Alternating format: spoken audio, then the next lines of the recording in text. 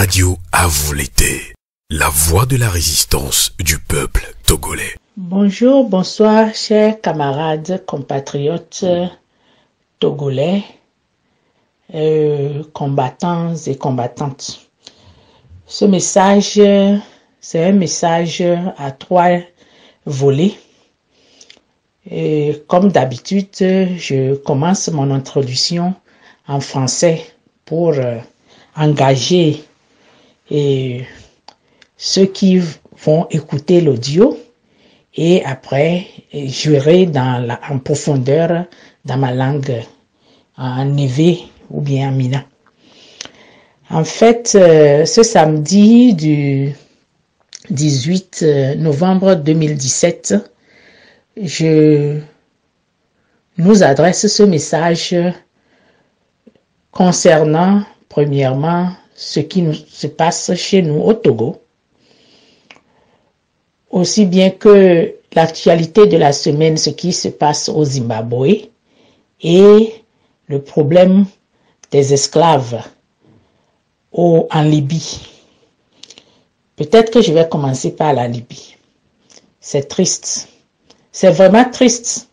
J'espère que je remercie d'abord ceux qui nous ont envoyé ce message. Je remercie les journalistes du groupe de CNN Amérique qui nous ont fait ce reportage. Je remercie nos amis antillais qui nous ont envoyé l'audio pour réveiller notre conscience. Et je remercie tout le monde qui ont pu partager ce message rapidement. J'ai vu que Alpha Blondy aussi a fait un message à ce sujet. Je les remercie tous. C'est très très important. Cette histoire, il faut qu'on en finisse avec. Il faut qu'on fasse quelque chose rapidement. C'est aberrant. L'image, non, pas au 21e siècle. On a des problèmes. Pourquoi? Parce que dans nos pays, nos dirigeants ne veulent pas partir. Ils ne veulent pas qu'on s'organise ensemble et gérer nos pays, nos ressources ensemble pour que tout le monde puisse avoir leur part. C'est seulement ce qui se passe.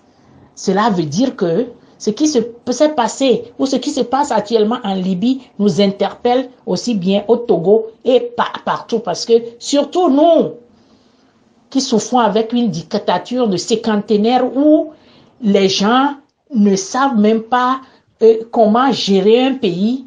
Ils ne font qu'empocher avec leurs amis. Et les jeunes sortent de l'université, ils n'arrivent pas à trouver du travail, que nous n'avons pas des hôpitaux. Quand on commence des business, ici, il n'y a pas eux, il n'y a pas d'autres personnes qui peuvent faire autre chose. Et nous sommes incapables de la diaspora, retourner au pays, créer de l'emploi. Tout cela, ça pose problème. Et c'est ça qui nous a amené nos jeunes à quitter le pays et devenir esclaves. Mais c'est triste que c'est nos frères arabes, libyens. Mais on reviendra là-dessus. On reviendra là-dessus. Tout ça là, c'est organisé quelque part. Mais on reviendra là-dessus. Je remercie les Zimbabwéens, les militaires républicains de Zimbabwe. Moi, vous m'excusez, mais le droit là, qu'on dit droit constitutionnel, tout ça là, c'est pas notre problème. Il faut faire ce qui est bien. Le common sense, ce qui est bien. Le vieux est vieux.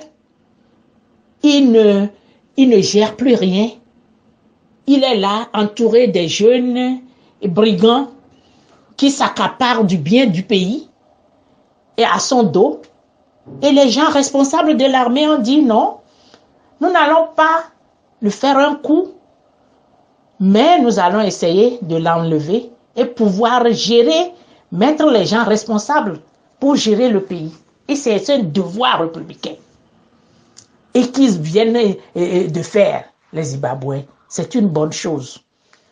On ne va pas tailler une constitution ou bien quelques droits sur tout le monde alors que les circonstances diffèrent. Là, au Zimbabwe, la circonstance diffère. On ne peut pas, même pas parler de coup d'État, ni parler de quoi que ce soit, mais c'est quelque chose qui leur est particulier. Et c'est le cas de Togo actuellement. Si on nous parle de loi de rétroactivité, de ceci, de tout cela, tout ça là, ça ne peut pas nous engager, nous, au Togo, parce que nous, les Togolais, on a déjà vécu sur ce même régime pendant 50 ans, la même famille qui nous gouverne. Donc, c'est spécial, atypique. Donc, on doit gérer notre cas différemment. Donc, toute cette histoire de dialogue, de discussion, tout ça là, qui est autour, il faut que le président de la République sache qu'il doit partir. Et c'est pourquoi j'interpelle encore aujourd'hui l'armée togolaise de se réveiller, faire comme au Zimbabwe, pour qu'ils puissent nous délivrer aussi. Parce qu'ils sont eux aussi dedans. On ne peut pas avancer si il y a des mafias et son clic ne quitte pas le pouvoir au Togo. Qu'est-ce que les Togolais vont devenir? C'est un problème. C'est pourquoi je nous exhorte encore que la lutte continue. On ne va pas se dresser les bras. Quel que soit ce qui nous arrive au Togo, nous serons debout comme un seul homme. Ça les dérange. Notre union du sud au nord, de l'est à l'ouest, ça les dérange énormément parce que ils ont souvent parlé que comme quoi nous sommes divisés au Togo. Nous ne sommes pas divisés. Nous nous connaissons.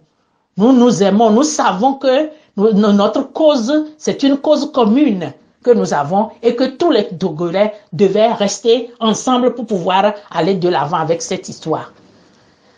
Ils nous ont servi du problème de djihadistes. Qui sont les djihadistes?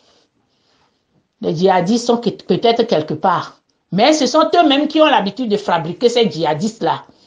Mais au Togo, nous n'avons pas. Nous avons des animistes, nous avons des chrétiens, nous avons tout ce que nous avons au Togo. Aujourd'hui, notre lutte, c'est de débarrasser de la dictature de ces canténaires dans notre pays. C'est tout. Il ne faut pas qu'ils nous servent de quoi que ce soit.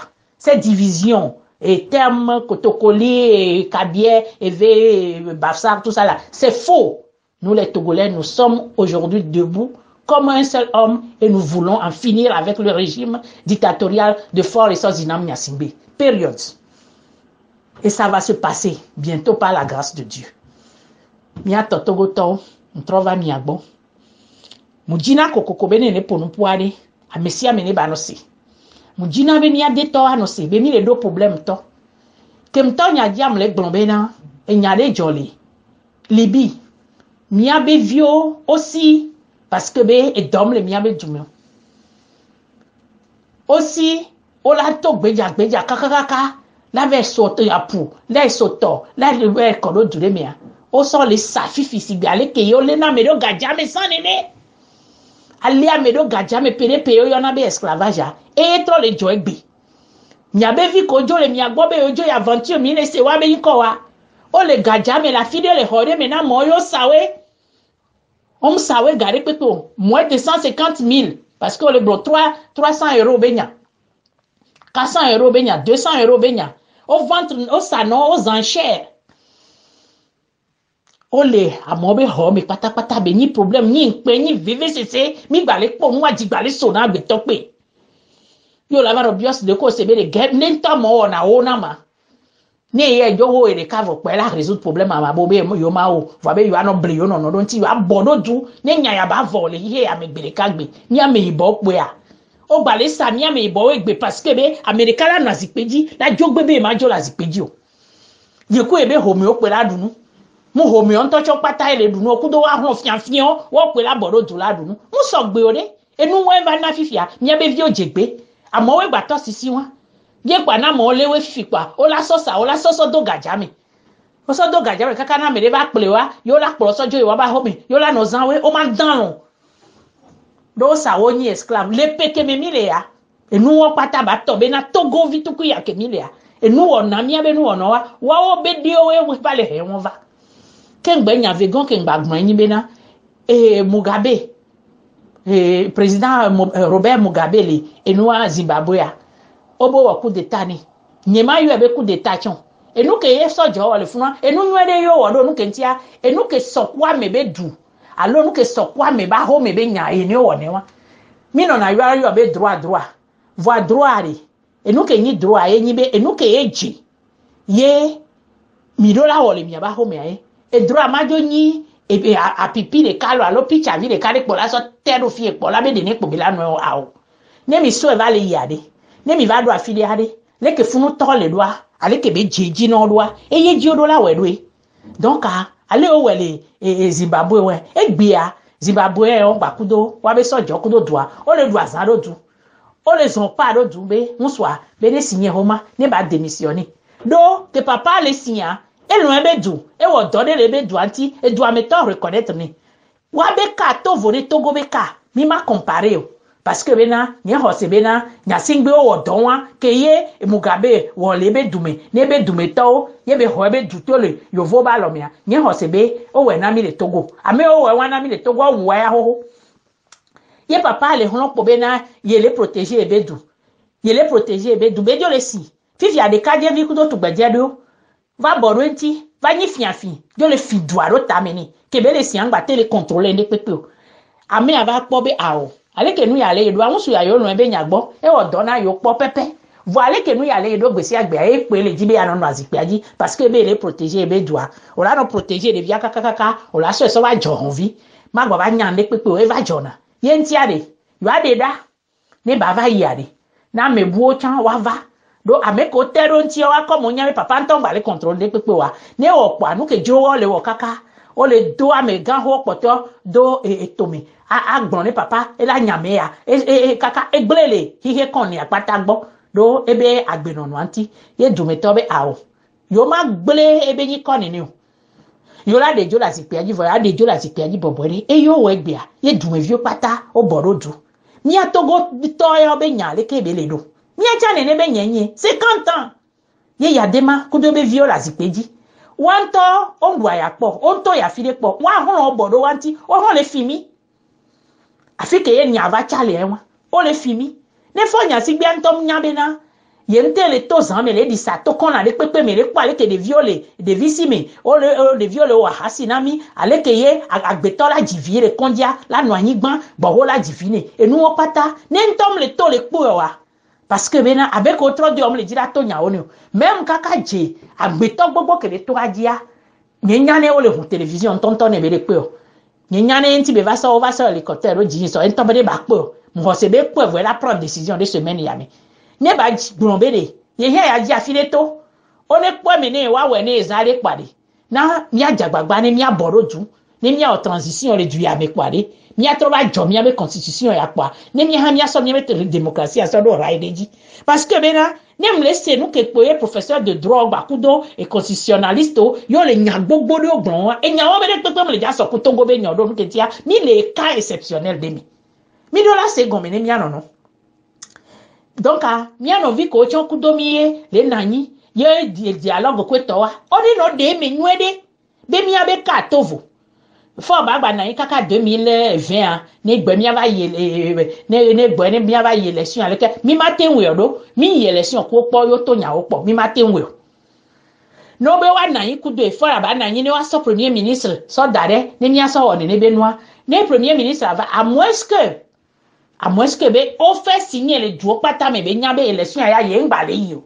non seulement ngbale yo wa ne ngbale funu chan bo le onore ya wa mi a me ko yin réfugié o wa o la jagbagba mi pata mi la gbo va du mi la do mi be sécurité o la da si prisonnier o keken ko le san ko va le fifi o la da si o keke nu ale ke ne pepe ke mi le dia o la so mo pata bro ta piaji ke ngbele ba no gbonbe ba na yin ne ba transition ba ku do premier ministre de sinon de pola no flumi no flamere le miatomi be le ja du premier ministre après abe ami ale javajo e la ba tozo président ko to wa flu po la fri voa mi anya be na amere pe won e be ne pe gba lolo ti pi achadama ele funwa le bu ebe ta me ho yemi le wodo be le wodo so gbedegbe kakakaka gbe agbeto le to le ne fifi yentia ame won pata so gbe a o nya be de pepe de kebe la nyenya fo do lajo o la wo transition yo la ba y élection ne abere pepe ke ni e pa chef de parti o Brigitte Adjamagbo yo et le cœur de ma Fabrio, Tipio yo, mettre à Boyboyo, Amérique que pays chef de parti, mettre à Pévon yo, Amérique mais Olympio yo, Amérique que pays chef de parti, Néoanto, mais yo a y élection, avec pour la y élection. Yo la d'accord yo. Vous avance là, fort à yala jo. Mira dit technocrate, wow, tiens, on l'a pédomianti. A messiame, mira borodou, ye mira jodou, so dare no démocratie, be fodi. Ye nous la sogbe, mi anye mine élection, mira ko. Voyez nyabe ne nebe noa, fort de so zina nyasim, be la te noue me ne nebe nou la nyon. A me wa, kanflan, olo nou gbegle fier didi. Donc a mi ma gba tentation bonne on ne nebe nou. Voa mi la te ngbone, mi la seme. On est pas nous que les gens les Zimbabwe. Communauté internationale n'est pas ne ba nyame na miabe katovo.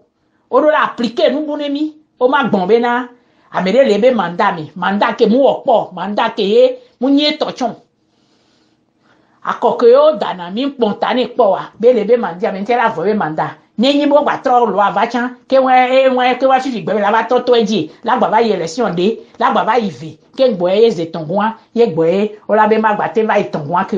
Donc à 2030 boye be la ba jo la zikpe adi awo ma te nyi nene o mi abe ka tovo veve se awu gan veve se aye wu gan ne e Zimbabwe yo cité yo be aje be ma gba nyi nene o be ne tote be enu ale yin ko unu be yo doji kaka egro yo nene wa be edu ala gbajo yin go domina yo ye me yo be viola no sile edu ame kaka yo la gba be ti esclavage be kan me le libi kudo duo me enu la no barabada enu won pata ye me boro du le gbon ni mi atogo to we gbe be mi ase nwede be enu ane tovoa o wo ne dovo ni mi aba ho me be nyale lekea ne mi ni kojo so to mi aso edo leke mi ma te ngbon be leke o so na kojo e apo na me yo le wa ba ho me ni wa be nya tovo ni nyon pata mi la be wa gba so kojo ado ale ko so ne do aji o enu ami abe constitutionnaliste o mi abe ho ma nya to mu yo na mi gbesi agbe ne mu gbon nya nya nto na mi be mi ne no so mi tro no so ne mi analyser be nu ke le gbon ale be le do ma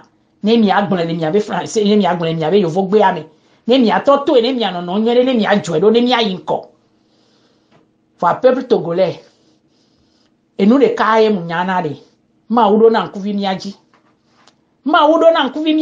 bere kagbe are ma ude kam kembe le togovio patasi le hihe konne asi parce que bene mule lamena wa ma ude kale ya nebe ma wa la demi mi pale ka mo le toi on va lo me son va zonare o la kwa mo le hihe nu amo le wa ba gbojo tote wa ba gboji vi le po mi e jo mi mi ja pasa mi do va gbe to ke le mo ja su gbozan mi nya fi ko so na ni neye Israel ona hwaewa o gbulele hihe kon ni ya me fifi be apa nu ke jo la paiteda on po dure pepe non résistant wa les hulon les zon les modi si be mi atogo to ni o raison de plus be mi la gba to ni ni mi la gba no to gare pepe game amo le gbon be nu lati konami vo ne jiro ma wa kaka nu la be ati konami a to hono la we na mi dode ne la me to ke do toa ba senu ba nyabe na enyaya do lavo ne mi apata mi anono vi me ne mi atumi abe duro du akpe na mesi ami nkeke ane jeji na mi enyelili masa nyine vie. Radio à vous l'été, la voix de la résistance du peuple togolais.